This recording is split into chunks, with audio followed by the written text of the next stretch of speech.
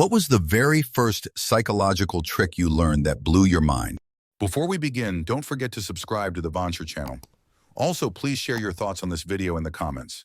Let's get started.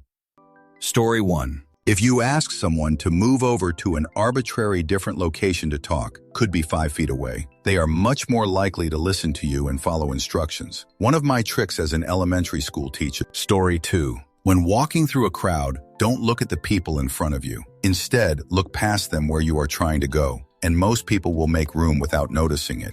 Answer. This is particularly good since we've evolved to resolve where people are looking with tremendous accuracy. My understanding is that the whites in our eyes are a social evolutionary trait, which facilitates this task and helps determine motivation and establish trust. Looking at people as you navigate a crowd is useful for making visual handshakes, but looking up at where you intend to go helps everyone establish their route. Story 3. I taught teenagers in a really tough London school. A colleague taught me a brilliant trick to get a kid to calm down when they were angry. Look them calmly in the eye and say, "What do you want to happen next?" Most of the time, they were so caught up in emotion, they hadn't thought about the consequences of their dickery. As soon as you prod them to think about consequences, most of them would calm down straight away. Answer. Darren Brown has a trick similar to this. He's also a dab hand at disarming a potential mugger using nothing but words. Outlining his irrational behavior strategy in the Metro today, Brown recalled an incident when he was approached by a suspicious character, spoiling for a fight on his way home at 3 a.m. in the morning. I said to him, "The wall outside my house isn't 4 feet high," and he was suddenly confused. The idea of the psychological tactic, he added, is a bit like pulling the rug out from somebody. Story 4. Talking myself to sleep. He'll think things like, "My bed is so comfortable. Sleeping is so easy. I love sleeping. Sleeping is great," instead of agonizing over why I can't sleep. Positively reinforcing myself is my new lullaby. LMAO. Answer. I have anxiety, which makes it hard to fall asleep. TO. Things work well for me. 1. Thinking of what I'm grateful for instead of focusing on my worries. Always redirect to being thankful, and focus on even the small things you take for granted. I'm thankful I ate breakfast today. I'm grateful that it's sunny today. 2. Making lists in my head. Usually I use the alphabet and will tell myself come up with a cute baby name for each letter, or think of a song you like for each letter. Eventually I get, I'm thinking so much about that and forget everything else, which helps me fall asleep. Story 5. My first workplace trick that I still use regularly. People will procrastinate with their own work, but drop everything to quickly correct someone else's work. Example. Bill needs to provide a paragraph of text to go in your company's brochure. He's been dragging his feet forever, and it's the last thing you're waiting on, but he keeps putting it off. Go to where his paragraph should be and write a shoot version of what he's supposed to do. Don't invest more than 10 seconds. We do widget services. We are good at it. Our services are good for your widget needs. Send it to Bill saying, "Hey, I filled in the last paragraph about widget services. Can you check and make sure it meets your criteria? And I'll send it along to the boss for approval." You'll have Bill's polished, fully composed text in about 10 minutes. Story 6. Working as a waitress. If I noticed a customer was getting particularly impatient and it looked like they were going to be rude to me when I went over, when I would take the food over and before they got the chance to speak, I'd say something like, "So sorry for the wait. Thanks for being so lovely about it." It seemed to catch them off guard and paint them as the nice guy in my eyes. And more often than not, their expression would change from pissed off to surprised. Then they'd say something like, "Oh, no problem. It's okay." So they could keep being the nice guy and feel good about themselves, and I avoid a chewing out. Answer. This reminds me, at my customer service job, if a caller starts meanie incessantly, I feign outrage with them as though we're two buddies pissed off about the same thing. Often I remove my headset so I don't have to hear a grown man behaving like a toddler, and I interject with acknowledgement noises. And then when they shut up, I just proceed with resolving the issue. They realize it would waste more time to explain to me that they're mad at me and not with me, and they piss themselves off for not being enough of a nuisance and just drop the whole act. Or sometimes I respond back with twice the outrage on their behalf, and they're embarrassed like, "Okay, it's not quite that big of a deal." Story 7. When you need something from someone, ask them for help with it. Rather than, "Hey, can you do this for me?" Say, "Hey, can you help me with this?" People are more inclined to be helpful than to just take on the task for you. Answer. As a high school teacher, this is one of my go-to tactics. I think most people want to be helpful. Can you help me out and turn off that light? Johnny is still trying to finish his test. Can we help him out by keeping the noise down so he can concentrate? I think it also sends students a message that I am not the type of teacher who is a classroom dictator. I also use we a lot to avoid making students feel like I am blaming them for something, even if they are causing the problem. There are times when I have to call someone out, obviously. A quick private conversation usually does the trick. But avoiding power struggles with teenagers and most people over small, petty things goes a long way towards getting along and getting things accomplished. Story 8. People are more likely to believe something you tell them if it's self-depreciating. You can make up some sort of lie, but if you add something negative about yourself in it, it sounds more believable. Answer: isn't this the whole "I'm not a doctor, but" thing? Logically, if someone says they don't know what they're talking about before speaking on a topic, you should be less likely to believe them. Instead, saying something like that makes you seem more modest, self-depreciating, or able to recognize your own shortcomings, which makes people more likely to believe you. But I'm not a doctor, so... Story 9.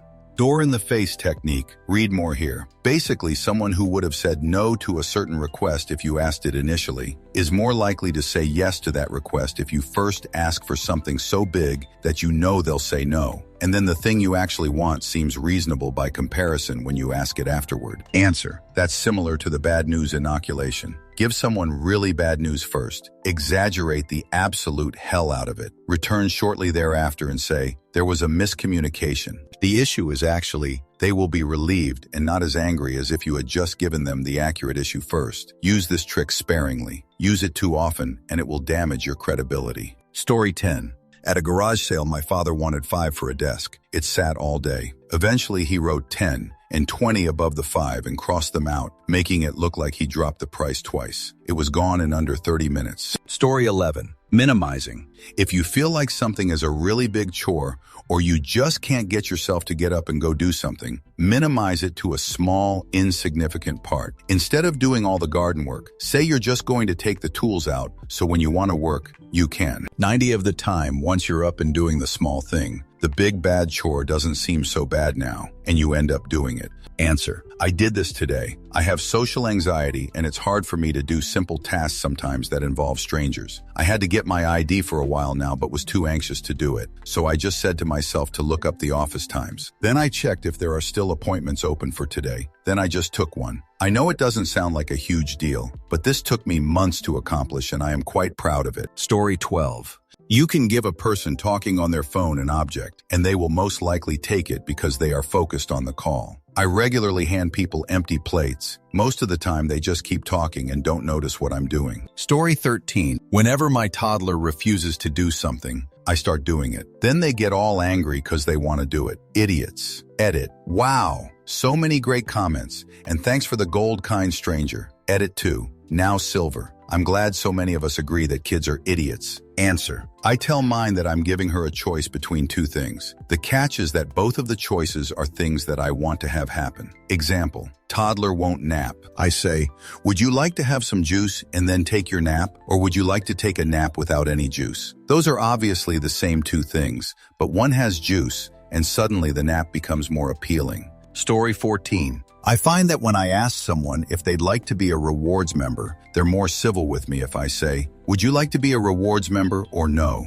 I figure that by saying no at the end, I'm insinuating that it is completely fine to say no, I don't want to be. I use this on everyone. I've had customers that I see get short with other cashiers when they ask them this. I then ask them my way whenever I'm cashiering, and they're completely civil about it. I almost always get from these same people, no thanks, not today. I guess some people view this questions as nuisance because in their mind, they feel like they're asked this every time at a lot of stores. Story 15. I don't remember the specifics, but if there's a tense situation between you and another person, eat something. Seeing you eat, something that animals only do when they're relaxed and feeling unthreatened, will essentially mentally cue yourself and the other person to relax a little more. Don't know how true it is, but it makes sense. Story 16. If you want to be involved in any work environment or feel like an insider during work, you gotta greet everyone you meet right away. If you miss them, turn around, go back, and say something like, sorry, I didn't catch your name. I'm Lyd. If you don't have time, then take the next chance. Even if it's just a hi or a wave, people will see you as assertive and approachable. It doesn't really matter if you're introverted and don't speak to them for the rest of the day or whatever. It eliminates most of the awkwardness associated with being social with people you may or may not know. Plus, it sets you up for healthy teamwork. Edit. Appreciate the love. Y'all are awesome. Story 17. The Wally Reflector. Thanks to Dilbert Scott Adams, I learned the Wally reflector at a young age. It's very simple. If someone tries to pawn their work off on you, ask them to do something for you first related to said task. 9 times out of 10, they'll leave and try to find someone else. Hey, can you finish this report for me? I'm going on vacation and want to leave a little early to beat traffic to the airport. Sure, I'd love to help, but could you possibly send me a quick email with a bullet point list of what needs to be in the report, just so I don't miss anything? On second thought, answer. It may not get you out of the work entirely, but it definitely helps delay it and puts you more in charge of when to work on it. As a controls engineer, I did this a lot. They would ask me to add something to a machine. I'd respond with something like, sure, but I'll need a cross-reference for which part numbers this will affect so I can set up the recipes. 9-10. That would be a few days in coming, and I could decide when I wanted to make the changes. Story 18. If someone insults you, either own it or pretend you don't understand. They can't get you on something you admit to, and if they have to explain it, it loses all its impact. Story 19. Whatever you're scared of doing is only going to last 2 seconds. Then you'll blink, and it will be months later, and you'll wonder why you were even worried. I figured this out in 8th grade before a presentation I was terrified of giving. And I think of that moment every time I'm nervous to do something. And now I'm 28. Time flies. No point of worrying about it. Story 20. Smile as soon as you first see people. You want to like you as you greet them. Like, hey buddy, how you doing? And look genuinely happy to see them. Don't matter whether it's girls, guys, young, old. It'll make them excited to see you like every time. I don't get it, but there's psychology to it, and it actually changed my life. Story 21. Getting through a job interview. When I first graduated, I really struggled. Had a couple of rejections and picked up a self-help book. The first tip was just smile. They already think you're qualified. The interview is to check you're going to fit in. I didn't have time to read any further, so I felt completely unprepared. The entire interview was all jokes and laughter, and I got the job. It was for a creative role, so most of these kinds of jobs don't do any weird testing or have any formal questioning or metrics. Story 22. Don't know what to say but want to keep the conversation going. Repeat the last phrase of the last thing the person said as a question. As a question? Yes, as a question. Raise your voice so it's clear that you want them to go on. Story 23. By walking with your head and eyes forward like you're deliberately going somewhere, people will move out of your way. I first tried this in a Crowwood Mall when I was 14 and was blown away. I felt so powerful at 14 lol. Story 24. The fastest way to get the information you want isn't to ask. It's make an incorrect statement. People can't help but correct others. Seriously works so well. Story 25. Whenever I'm feeling nervous or anxious about something, I just tell myself how excited I am to do it and trick myself into actually calming down. Works well for presentations. Story 26. Holding something warm creates positive feelings towards someone you just met, and something cold creates negative feelings. Always meet someone at a coffee shop. Story 27. Eliminate them with kindness. We lad, nothing eats away at your enemies like that. Short, sweet, simple, and confident does the trick. You could get into a massive argument for hours. Fight, cuss, spit, punch, kick. Nothing will really burn them at the core quite as much as being nice to them. I believe it is a psychological trick because they usually don't expect it. They know your enemies, and it throws them into a loop and off guard. I bumped into my old boss recently. He had absolutely royally screwed me over before I quit, stabbed me square in the back to protect his own hide. I gave him this huge smile, said, "Hey Namo, good to see you." He gave a weird frown and returned, "Hi, how have you been?" "Better than ever. How about you?" Fine." He made an obvious effort to keep walking and avoid a conversation. I bumped into him again before I left the place we were at and gave him a nod, nice smile, and the 3-finger wave, sort of like a salute. His face said it all. I dislike that guy. Why is he happy? Note, I want to clarify that this isn't effective in all scenarios, and going out of your way to rub false kindness into someone's face negates it altogether. Answer. This also goes with the term, success is the best revenge. I had to quit my old job after a woman who has a history of harassing colleagues was told to resign, threatened to sue, and was rehired. This is after her harassing me extensively. I quit and found a much better paying job and visited my old work last night, looking super professional and cute. Went from a farmer retail job to a receptionist job and gushed to other former co-workers about how it's super breezy compared to the old job and the pay is much better. Plus, I get to wear what I want. I could see her listening in and not looking too happy. Didn't actually speak to her personally, but her seeing my successful and happy mustn't feel good to herself. Story 28.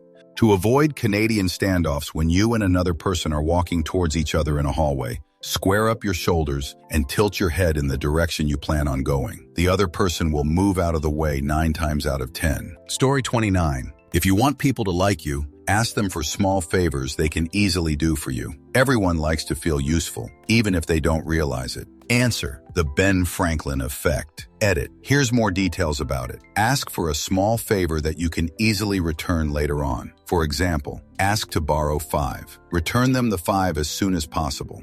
Or ask to borrow a book and return the book in good condition with a thank you note. The person will feel good knowing they've done you a favor, and that will produce favorable feelings towards you. Also, if you return the favor well, they will see that you are responsible and that you acknowledge the niceties others do for you. Note, this effect will backfire if you fail to return the favor well, e.g., returning a borrowed item in horrible condition. It will also backfire if you ask for too many favors from the same person. For example, a classmate borrowed a mechanical pencil from me. At the end of the period, instead of returning it with a thank you, he left it on the desk, having snapped off the plastic clip part and taken the eraser down to a nub. It's a small thing, but it showed that he's disrespectful of others' property. Story 30. Tell someone to quickly pick a number between 1, 10. The number 7 is picked an overwhelming amount of the time. I don't know why. Answer: I think it's people want to pick what they think is the most random number out of the bunch. At least that's what it is for me. I don't want any even numbers. Don't want to pick 1 or 3, which are more common numbers. Don't want to pick any multiple of 5, which are also very common. 7 and 9 are the only 2 options left, and 9 is also usually seen as the more common out the 2. Seems cool. Comes just before 10. Multiple of 3. Story 31. I tend to procrastinate a lot. I've given myself this rule where I will internally count down from whatever number, and when I hit 0, I have to do the thing or else. Example: in the shower, depressed, letting the water run over me. I don't want to get out, but I'm wasting water. Begin counting down from 30, 29, 28, 27, 3, 2, 1. Put hand on dial and turn it off without any thought. The only thought is 0. I do this for lots of things. Story 32. Humans have a tendency to take or give things if you put your hand out while talking to them. Really common in sales or just messing with friends. In sales, I often hand the person the item I'm selling, and most often they take it without even realizing it. More likely to buy it too. I've chatted with a friend and put my hand out, and he just gave me his phone. 5 minutes late, he's wondering where his phone is. Story 33. Not sure if it is a trick, but when a woman asks me how to guess how old she is, I subtract 10 years from what I really think. Amazed how well it works. Story 34. Give young kids the illusion they are making a decision to do something that you really want them to do. Kid won't eat their carrots and wants dessert now. You say to them, do you want to eat your carrots first and then dessert? Or would you like to save your dessert for tomorrow and eat your carrots now? Story 35. A therapist told me that anger is a secondary emotion and should be treated like a traffic light. You should stop at yellow before jumping to red. Ask yourself, what was the first thing come to your mind triggered you? Is it being ignored, feeling trapped, unheard, insecure, etc.? Because your first thought is what you actually feel. Your anger comes last. I'm a calm-natured person, rarely get angry. This advice helped me to identify my weaknesses and anxiety. You can apply this to any emotion, not just anger. Edit: my first award. Thank you. Story 36. If you play dumb successfully, you can see people's true intentions and morals. I can't tell you how many times people have admitted some incredibly fucked stuff to me because they thought I was too dumb to know right from wrong. Story 37. You can have entire, in-depth conversations with people if you just repeat the last word or words they say as a question. If you maintain a blank expression, people will go through ranges of expressions to get yours to change with them. Story 38. People who feel guilty will over-explain to justify their actions. I do insurance claims. I don't need to know why you backed into a pole. I don't care. It's covered. All I need is the incident and damage description. But man, some people feel so bad about it, they won't stop going on about how the sun was in their eyes, but they should have looked better, and they can't believe it happened. And they have a reversing camera and sensors which were supposed to help, but they didn't, and they're so angry with themselves. And it's a new car, and they can't believe they've done this. Story 39. Visualizing yourself doing something properly can be better than actually practicing the thing. There was a study conducted on a basketball team. Group A practiced shooting free throws. Group B visualized themselves shooting free throws. Group C visualized for half the time, then shot for half the time. Group C improved the most, then Group B. Group A was last. Edit. Story 40. Cunningham's Law. The best way to get an answer on the internet is to post the question with a misspelling. Anal people will be drawn to correct and mock you, and one will invariably have the answer you're looking for. Answer. So I used to write standard operating procedures for other departments. I laid the framework and then submitted them to an appropriate department manager for the details. One particular manager was always too busy, and I need their input in a timely manner, because then it was my job to clean up the document formatting and submit it for higher approval. If the manager didn't do his part, the whole chain was bottlenecked, and it would be me scrambling at the deadline date. So I started making intentional mistakes in the written procedure. Turns out he was reading them, but not making the edits. As soon as I was wrong, he suddenly had time to edit them. Story 41.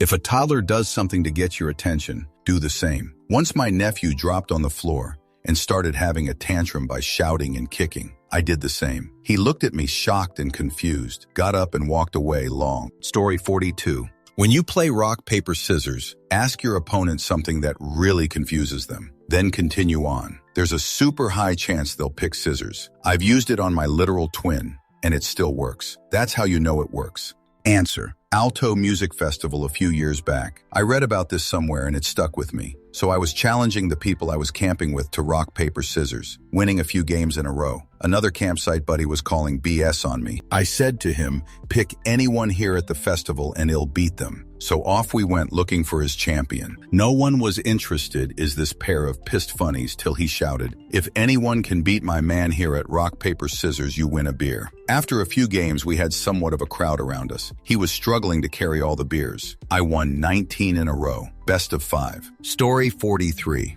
If someone makes a derogatory joke about you in a group setting, play dumb and ask them to explain. It's not funny the second time and they will look like an ah. Story 44. Want someone to tell you a secret? Just start guessing out loud. People have the tendency to correct you. I've had people revealing their full passwords to me, starting off by saying, you look like someone that would put an exclamation mark at the end of their password. No? Well, then it's probably your birth date, and so on. Story 45. If you find yourself overthinking, stare at a fixated point. To fetch memories, your eyes need to move. So if you're staring at a singular point, it's very difficult to overthink. Story 46.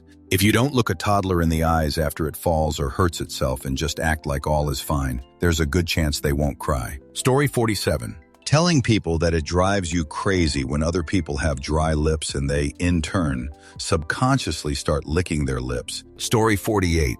Learning how to kickstart your own hypnagogic hallucinations to shut off your brain and quickly go to sleep. You basically force yourself to start visualizing the abstract imagery that your brain produces when you would normally start to drift off to sleep and stop using the language part of your brain. It's like kickstarting sleep instead of waiting for it to happen. As a longtime insomniac from a family of insomniacs, this has been one of the most shockingly effective and potentially life-saving mind hacks I have ever learned. Seriously, read up on it and give it a try. Story 49. Fake it till you make it. When you're having a bad day, just acting happy makes you feel happy, especially around other people. When they notice your mood, they'd most likely brighten up too, and there you go. Story 50. Nod and agree and move the fudge on. If someone with a strong, difficult personality is demanding you datri, and you don't want to but know they'll argue, just agree and move the fudge on. No reason to argue LOL makes it so much more simple. I.e., Barb, you really need to use this brand of diapers. They're the best.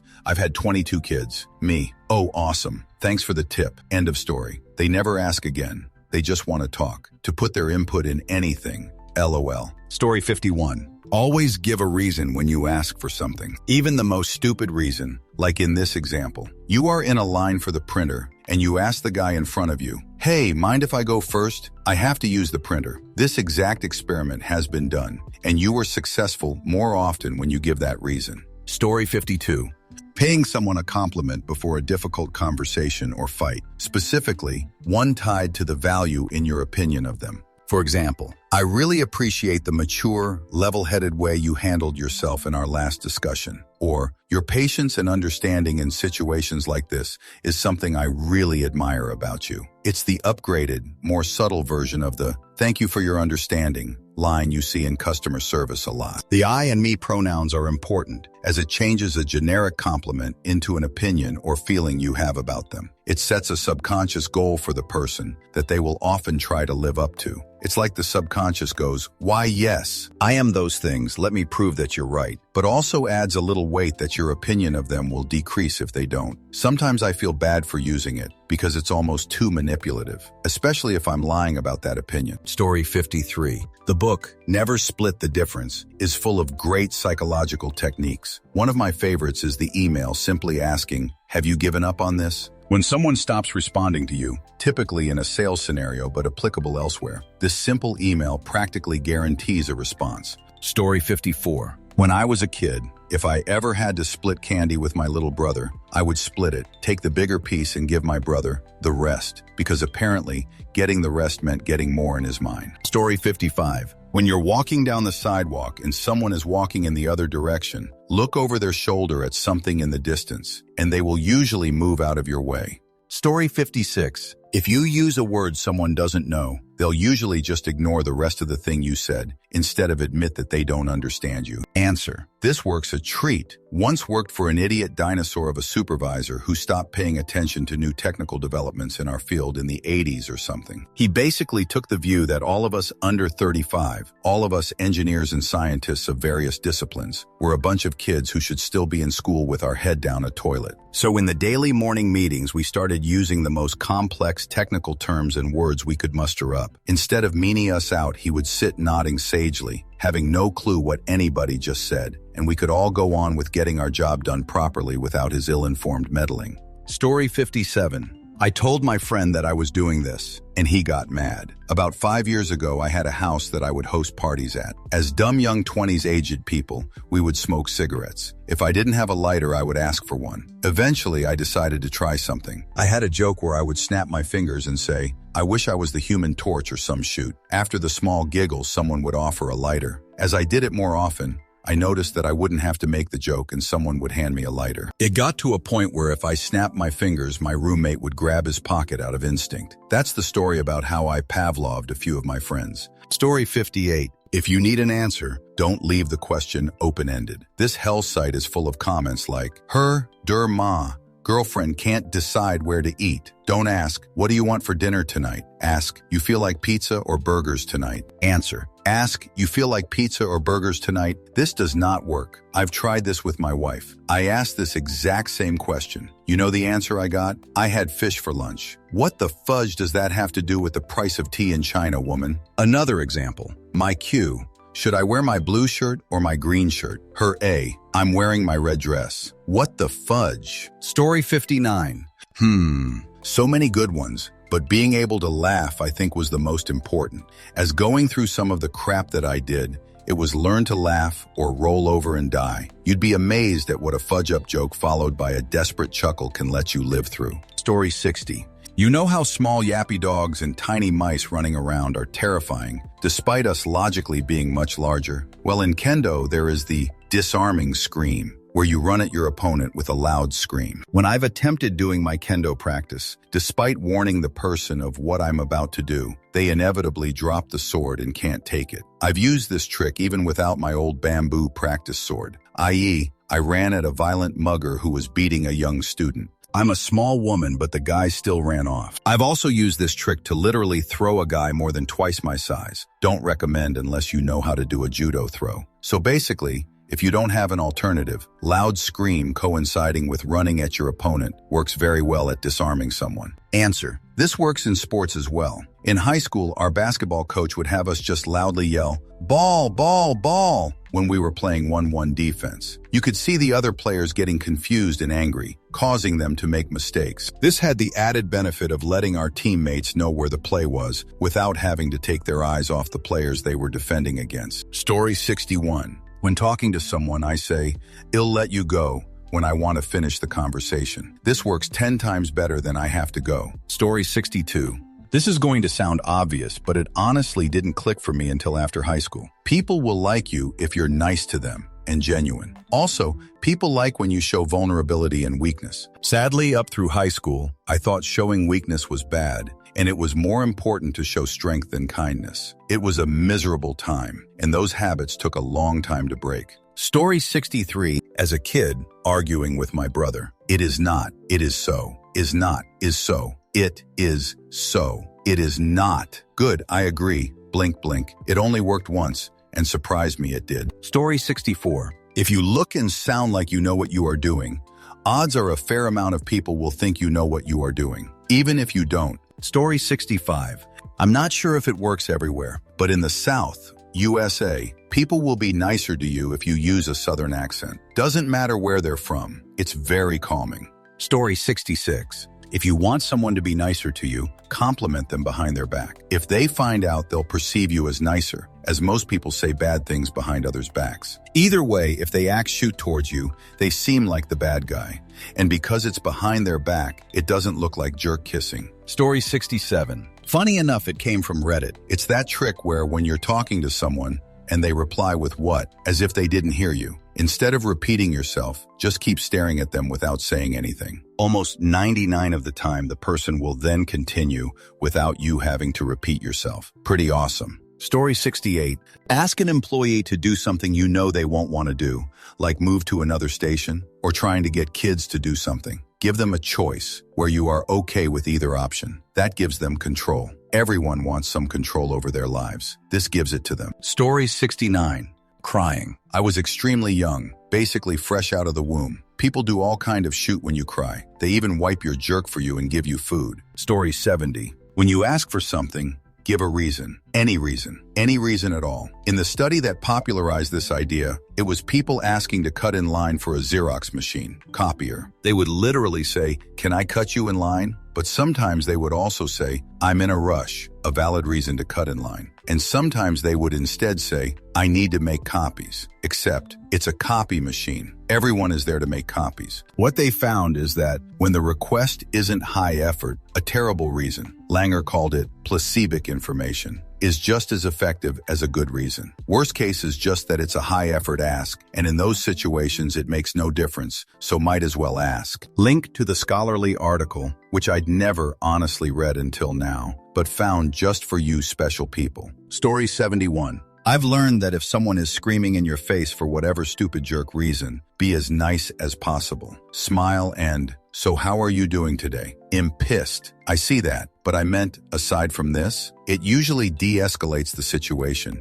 and you can get to the problem in a much easier fashion. Story 72. When my 3 sons were pretty young, think Irish twins but more like triplets, when they would tell a fib, their faces would give it away. Besides the eyes and the expression on their little faces, their little foreheads would wrinkle up from their eyes, getting so big when they'd fib. Their eyebrows would go up really high on their foreheads, and then wrinkles would show. They were all really cute with their tells. So, one day I told my sons, "I know you're lying because your forehead lights up." Literally, their wrinkled little foreheads is what I meant, but they were 3, 2, and 1. In an attempt to conceal their little white lies as an attempt to outsmart their mama, they began to cover their foreheads. If I couldn't see their foreheads, I wouldn't see the lit-up forehead after all. Then after a few times of this happening, the 3 boys got so confused about my magic abilities to see what they were so cleverly hiding. What's funny, now that they're grown men, They still have the same tells when they try to keep the whole truth to me. And still they don't get why I always know when one isn't being honest. Story 73. Okay, here I go. There's a type of psychological trauma used by the CIA and other organizations like that. And one of their methods of getting info off someone is to lock them in a room with speakers and then play a song over and over again until it gets stuck in their head. Then you play the song again, but start skipping parts of the song, like to chorus. This will make the brain panic because it knows the music as it was, not how it is. Story 74. People are more likely to believe you, whether you're telling the truth or not, if you nod your head while you're saying it. Story 75. When I was a stand-up comedian, my buddy taught me this. Some nights you have a talkative audience, making it much more difficult to get into a rhythm and to get laughs. If you talk quietly into the mic, everyone will struggle to hear you, and the chatter drops off. Then you can resume speaking at a normal level and get on with it. Made those nights a lot easier to deal with. Story 76. When I was little and didn't want to try a food, my parents wouldn't get upset. They would turn to the food and say, "More for me," very excitedly. I would immediately change my mind and try some. Reverse psychology is very effective on small children. Story 77. Answering no to a request without explanation. More often than not, everyone says no, then gives a bunch of reasons why. Resist that. When you don't give reasons, they will keep trying to convince you, and you can keep saying no. Otherwise, the conversation turns into you trying to convince them that your no is enough. Obviously, this should only be used with someone you aren't interested in staying in good terms with. Story 78.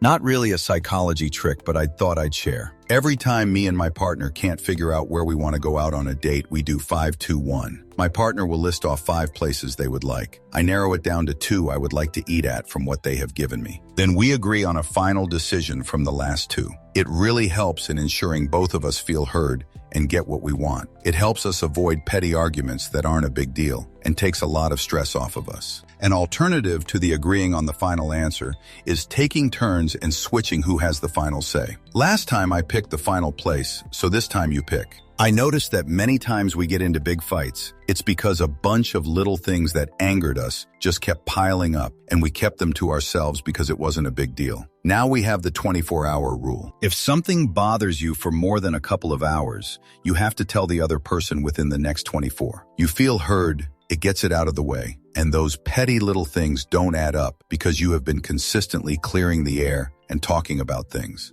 Story 79.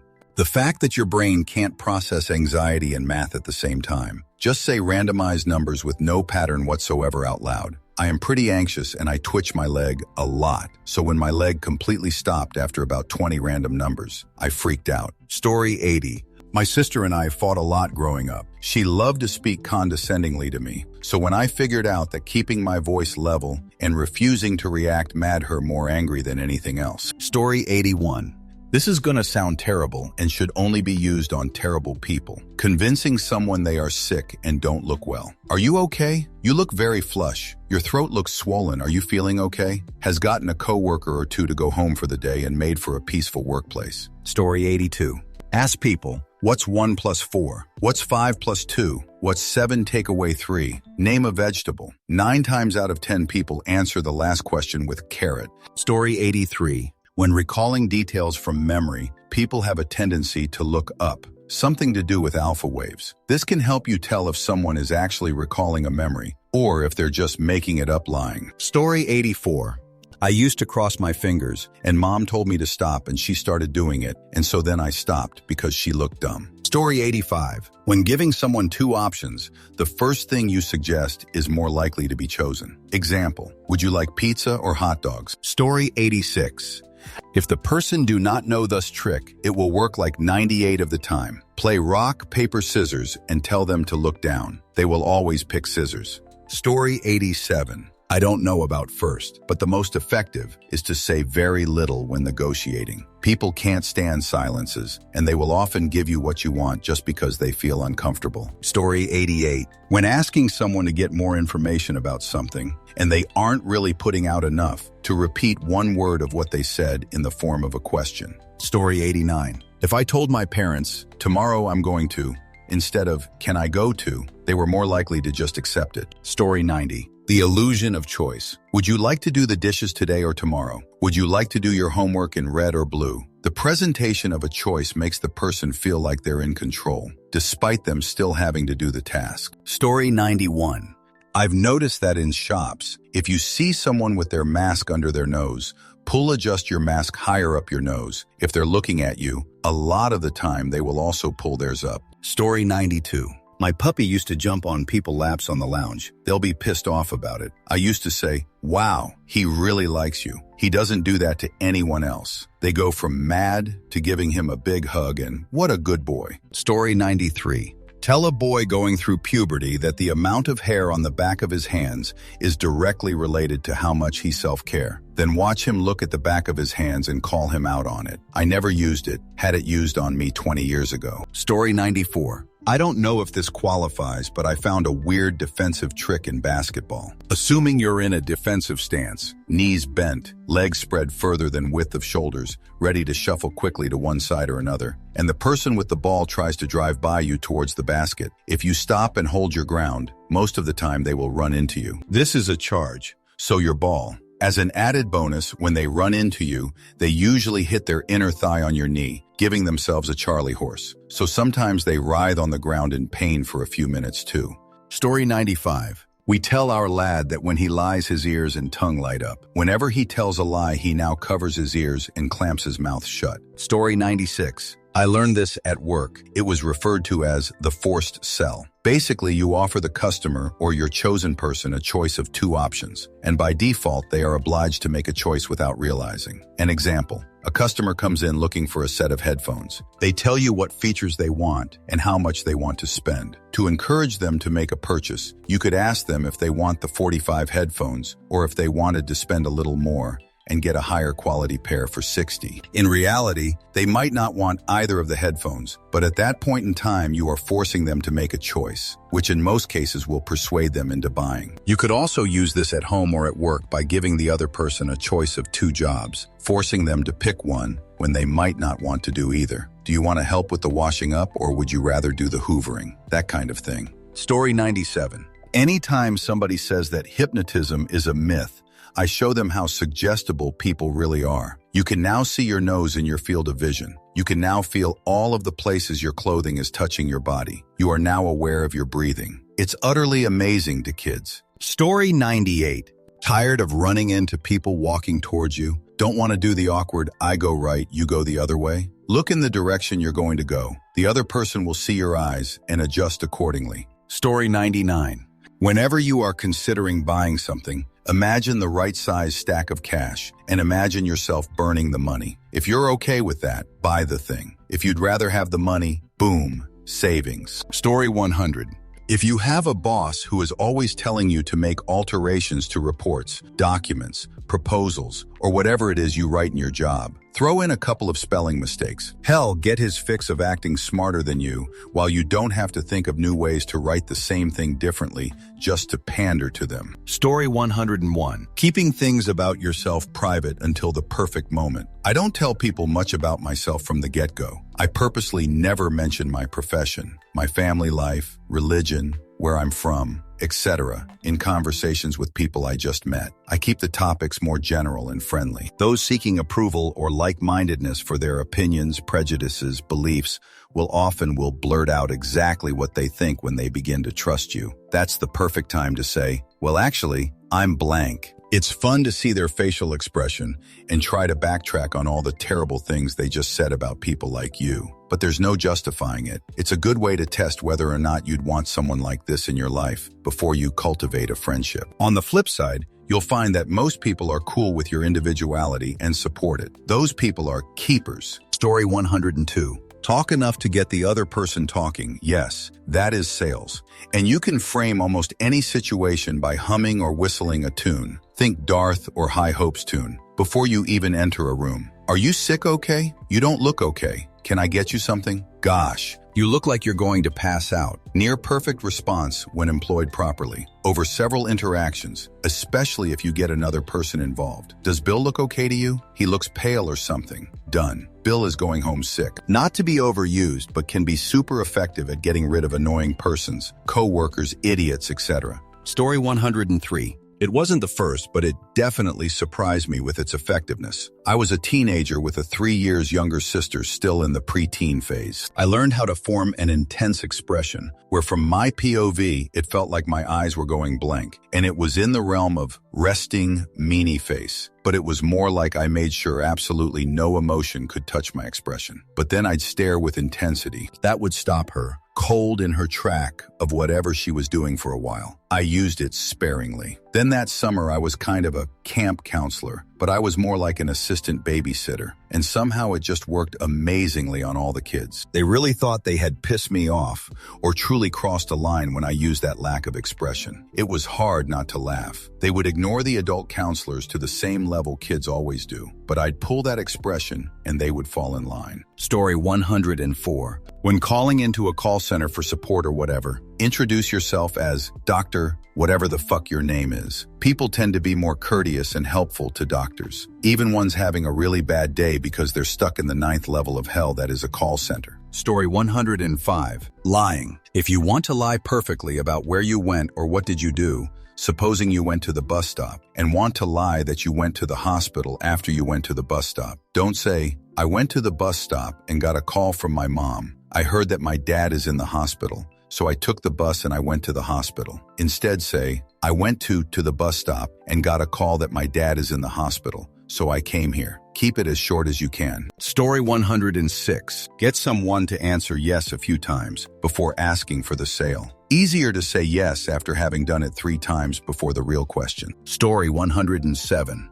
I learned I could lie to my sister that only kids that are X years old can play Sea-Doo, whatever thing my cousin and I were up to. Fairies, Pokemon, Red Rover, whatever. My very first was getting my little sister to leave me alone for a while. I was surprised it worked, TBH. Story 108.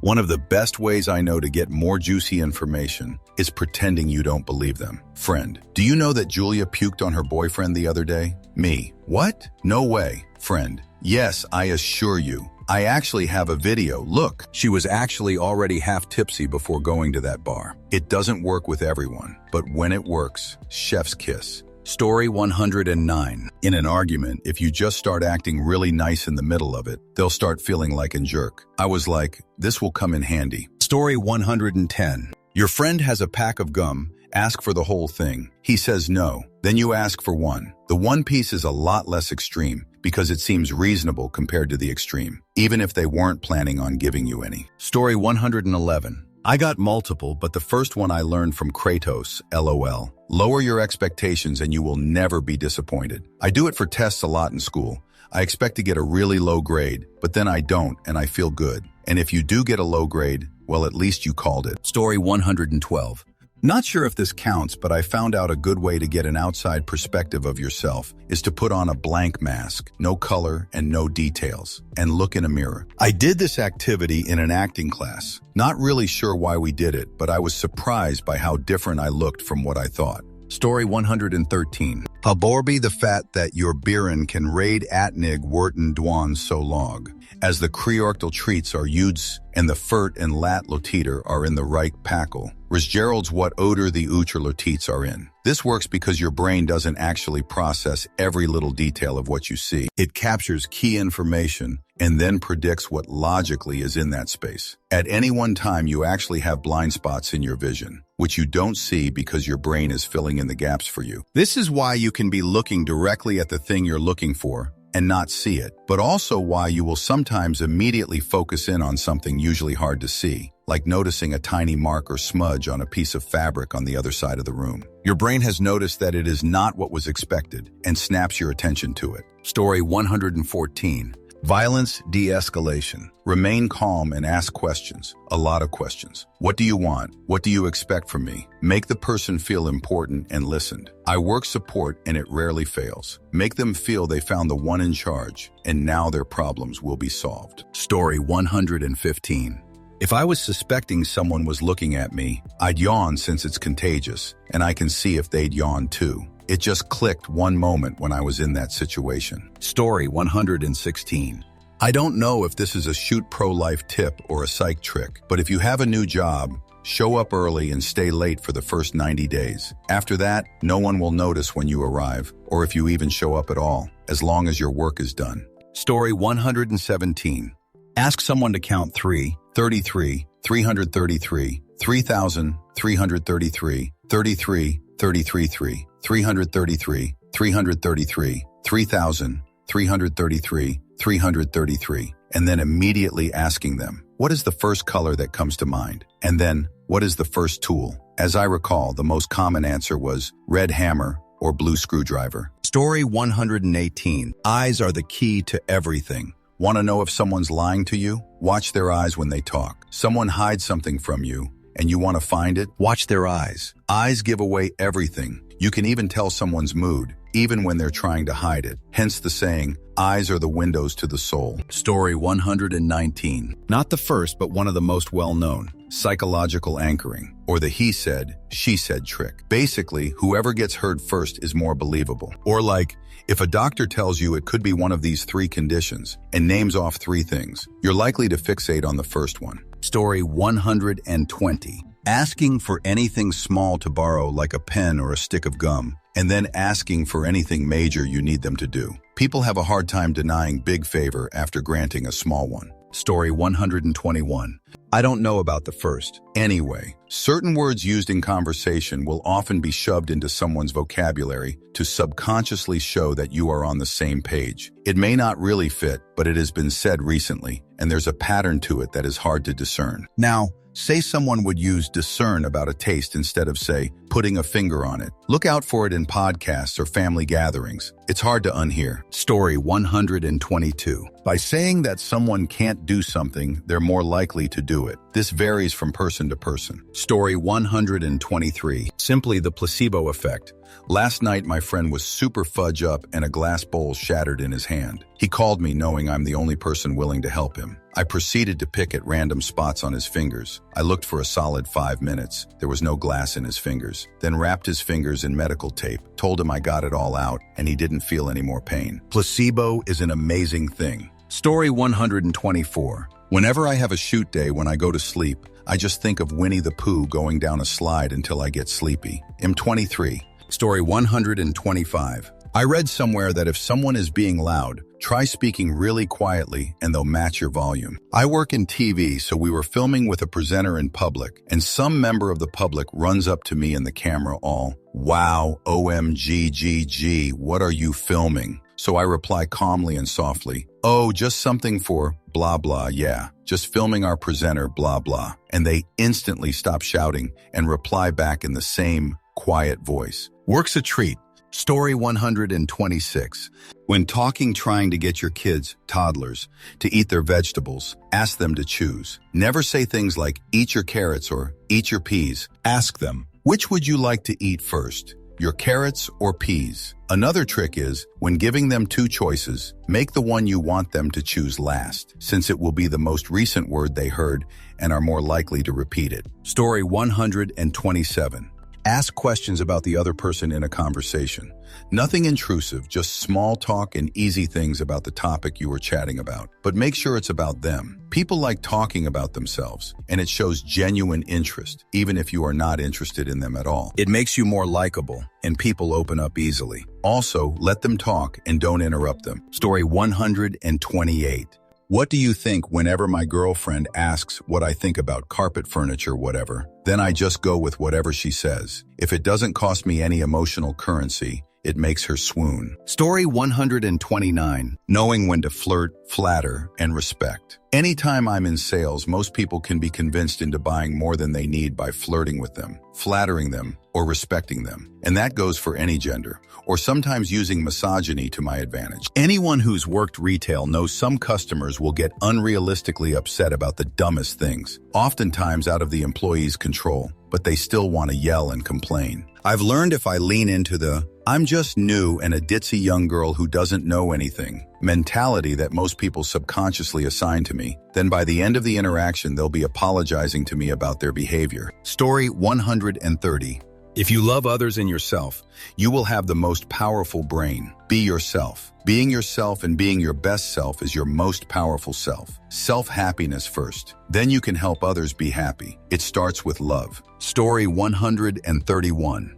Eye contact with men. It's a complicated language. You can shout or whisper most anything with it. It can be a karate punch, a laugh, or an invitation. It doesn't work the same with women. And as a bisexual woman, I really wish it did. Story 132. There's one that's not seen much anymore. You make a pyramid of sevens, ending with a row of 7 sevens, and ask someone to say them as if they are actual numbers. 7, 77, 777, etc. Before they begin, tell them that you're going to ask them a question when they finish, which they must answer immediately. If done correctly, they almost always say carrots. This only works if they immediately answer. If they hesitate or repeat the question, it won't work. I have no idea why this works. Story 133.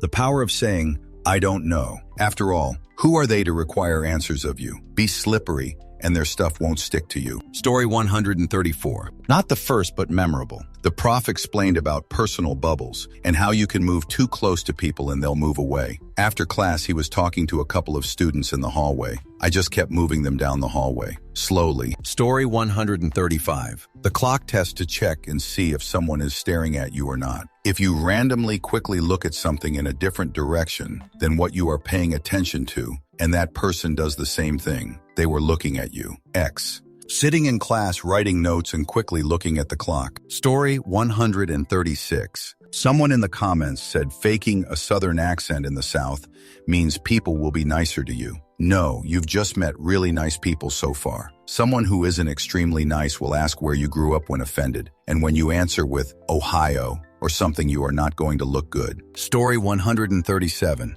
If you walk slower than a crowd group of people who are walking towards you, they will go around you. Story 138. I invented a game to teach myself how to spot a hallucination and differentiate it from reality. I blew the doctor's mind. Ha ha. I used to hallucinate because of a head injury. The game is simple. First, you perceive something. You recognize that you have perceived it. Then you try to work out what it is by process of elimination. My hallucinations were mostly auditory. I once heard my grandma speaking Korean. That was determined to be a hallucination because she doesn't speak Korean. Another time, I heard someone shouting my name from behind me. I was alone, so that was a hallucination too. But the sound of the sewing machine running in the early morning, when I was the only one awake, wasn't a hallucination, even though I thought it was. My housemate heard it too. It turned out to be a rat in the attic. And that's how you score, by the way. You guess based on the evidence, and then ask a healthy person if they heard saw felt the thing too. Story 139. 12-year-old bus monitors have no idea how to deal with civil disobedience. I didn't want to sit down. It was hot on the bus and I wanted to put my head up by the open window. Story 140. Adrenaline rush. Psych yourself out really works, and I would always have a better workout this way. Story 141. As a child, my mom used to tell us our hands stink when we lie. If we refused to let her smell our hands, she knew we were lying. Story 142. I never understood this at all, but one time at a party, a guy I had never met said very confidently, "Want to see a demonstration of the power of suggestion?" Then he said to another guy, "Hey John, wouldn't a tall, cold glass of water be great right now?" The other guy laughed and said, "God darn you," and got up to go to the bathroom. Story 143. When giving feedback, change the but to an and. That's great, and I think it would be even better if we. Sounds a lot better than, that's great, but I think it would be even better if we. Story 144. That if you want someone to go easy on you, sit beside them in a meeting. Everyone wants to sit as far away from the boss as possible in a meeting usually. Story 145. People are more likely to be convinced if you stroke their ego first and show you're on their side. That means finding very specific compliments so it comes across as genuine, or setting up the argument by telling them how their views have merit before you offer a better option. If you say they're wrong right off the bat, they're no longer hearing you out with an open mind, but rather only listening to make counter-arguments because they're on the defense. Story 146. Rather than sending blank commissions to teams, fill in what you know already. The teams will often correct it, edit it, until none of text remains, but they'll always do it. And they'll often be grateful that you took the first go. There's nothing worse than receiving an empty commission and being to fill it in. Story 147. Maybe not so much a trick, but success is the best revenge. When I was 15, I was discovered as a model. Before that, I was a total nerd. Nothing special. I was good in school, that was basically it. But I noticed that when I became a model, suddenly some of my friends constantly tried to undermine every aspect of my life. They were trying to one-up me, trying to remind me of how shoot my life actually is. I always was the poorest in my friend group, and suddenly my friends would Snapchat me pictures of very expensive stuff they bought, started bragging about how much money they have, etc. They do all these subtle, undermining shoot that they never did before. The more successful I became, the more I could see the frustration in my fake friends' behavior. I'd say becoming successful, or in some sense, more successful than those who are close to you, really makes you see what weaknesses someone has. They'll just basically lay it out on a platter for you without even knowing it, and you immediately get to find out who your real friends are and who is fake. Kind of depressing, but it teaches you a lot about what people are really like. Story 148. When interviewing, always answer a question with a question of your own. It will help you relax and turn the interview into a conversation. Story 149. Oh, also, if you are telling a lie, sprinkle a dash of awkwardness in it. F.E. Back when I was younger, I needed a doctor's note for a day or two, as I wasn't up to it mentally. Back then, no one cared about mental health, so I couldn't tell the truth. So I said I was feeling ill. Headache and stomachache, also diarrhea. I then went a little overboard telling them it's not fully watery but close, and my bumhole is burning already. I made it awkward, and the doctor just gave me the slip, even for one extra day. Yay, D. Story 150. People are more inclined to be truthful when they are being recorded. Could you just email me what you just said, please? Also, reverse psychology works. Story 151. Whenever I want people to stop talking to me, I just stare at their forehead and they get uncomfortable. Very useful when talking to people selling stuff on the streets. Story 152. When someone is talking in depth about something, you can hold out your hands and they will give you whatever is in their hands, unknown. Also, that silence in a conversation will encourage the other party to reveal more details. Story 153.